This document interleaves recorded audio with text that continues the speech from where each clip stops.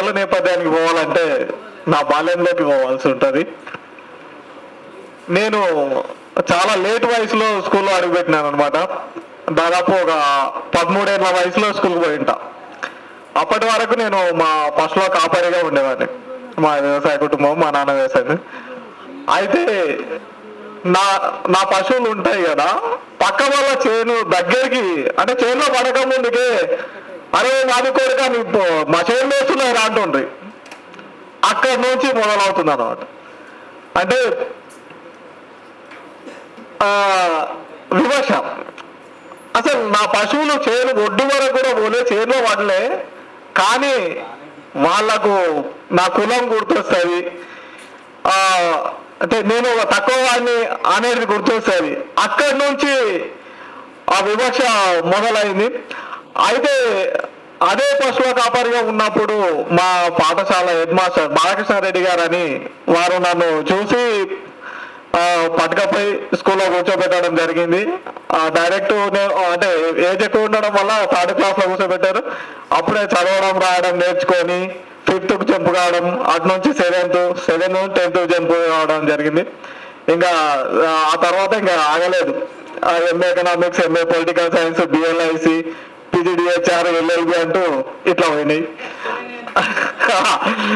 అయితే ఇప్పటికీ మామూలుగా నా ఏజ్ వరకు ఉన్న వాళ్ళు నా అన్ని కోర్సులు ఎవరు చదవలేరు. కానీ ఇప్పటికీ మాదిగోడు అన్న వివక్ష ఇప్పటికీ ఉంది. ఇంకో విషయం ఏంటంటే అదే సంఘటనలు, అదే వివక్ష ఎదుర్కొంటూ ఒక 10 పుస్తకాలు కూడా రాసిన, కవిత్వం, కథలు వచ్చి. కానీ ఈ కుల వివక్ష అనేది పోవడం లేదు.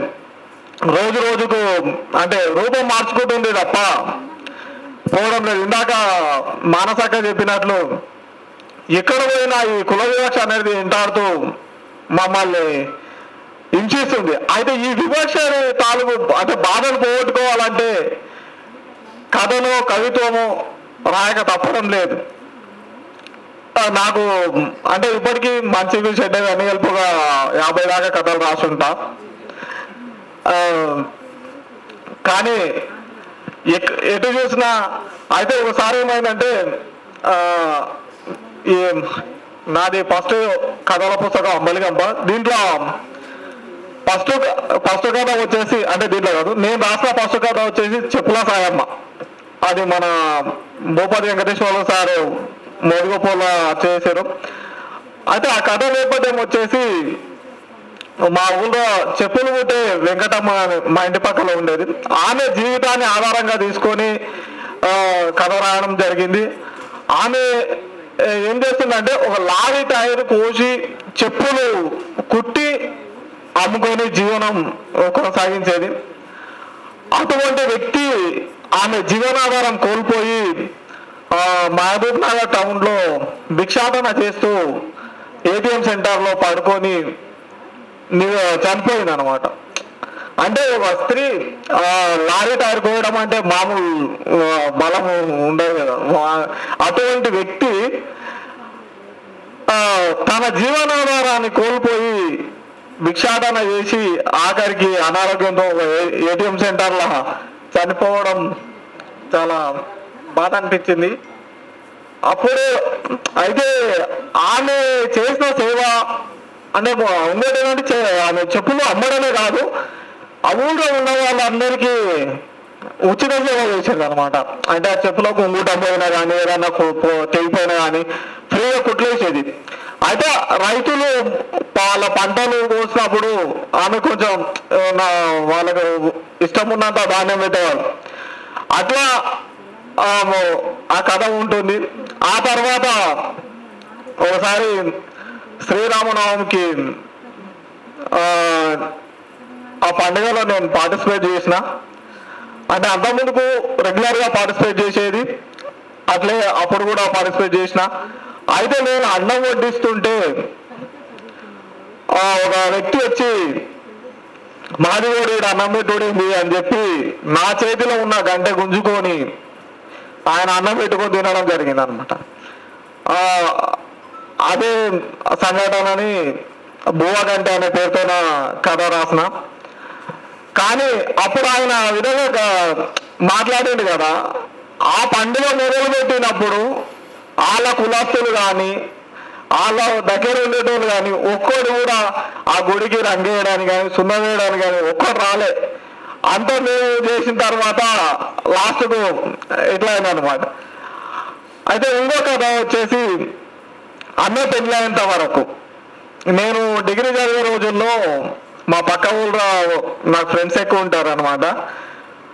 అయితే మా ఫ్రెండ్ వాళ్ళ అన్న పెళ్ళి ఉంటే మా ఫ్రెండ్ ఉండి, అరే ఇట్లా అన్న పెళ్ళి ఉంది, ఇంటికి సున్నం వేయాలి పెయింటింగ్ అంతా అంటే, సరేనా వస్తాము అని చెప్పేసి నేను ఇంకా ఒక 2-3 ఫ్రెండ్స్ కలిసిపోయినాం. అంతా వేసినాము, అయిపోయింది. ఆ రోజు నాకు ఎగ్జామ్ ఉంటే నేను ఎగ్జామ్కి పోతారా అని చెప్పిన. అదే సాయంత్రం ఇంటికే రాను. అప్పటికి కొంచెం మంచిగా నీట్గా అయింది. అయితే నేను వెళ్ళేసరికి ఇంత 6:30 అట్లా అయింటుంది సాయంత్రం. పోయి చూస్తే మంచిగా అయింది. బయట లోపలికి పోదానికి నేను ట్రై చేస్తే మా ఫ్రెండ్ బయటికి ఉరికొచ్చి నన్ను ఆపిండు.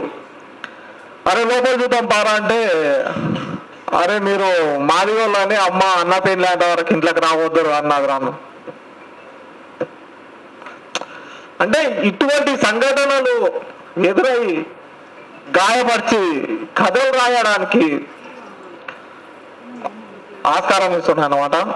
అయితే ఇంకో సంఘటన,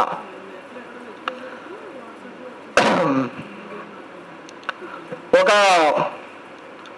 మాది అబ్బాయి ఇంకో కులం అమ్మాయిని ప్రేమిస్తే ఆ అబ్బాయిని పెళ్లి చేసుకుంటా అంటే, మాదిని పెళ్లి చేసుకుంటావా అని ఆ అమ్మాయిని కిరోసిన్ పోసి కొట్టి వాళ్ళ కులం వాడికి ఇచ్చి పెళ్లి చేయడం, ఇటువంటి సంఘటనలన్నీ కథలు రాయడానికి నేపథ్యంగా వస్తున్నాయి. అయితే నిజానికి ఇటువంటివి ఎక్కడ షేర్ చేసుకోలేదు. అంటే సభలల్లా తెలంగాణ సాహితీ DYFI వాళ్ళు మంచి అవకాశాన్ని కల్పించారు. అందరూ ఓపికతో ఉన్నందుకు థ్యాంక్ యూ. అయితే కొంచెం ఆరోగ్యం కూడా బాగాలేదు. ఇక అనంతోజు మోహన్ ప్రేమతో రావడం జరిగింది. ఈ సభని నిర్వహించిన వారందరికీ పేరు పేరున కృతజ్ఞతలు. ఇంకా చాలా కథలు ఉన్నాయి కానీ టైం ఎక్కువ అయింది. అందరికీ థ్యాంక్ యూ.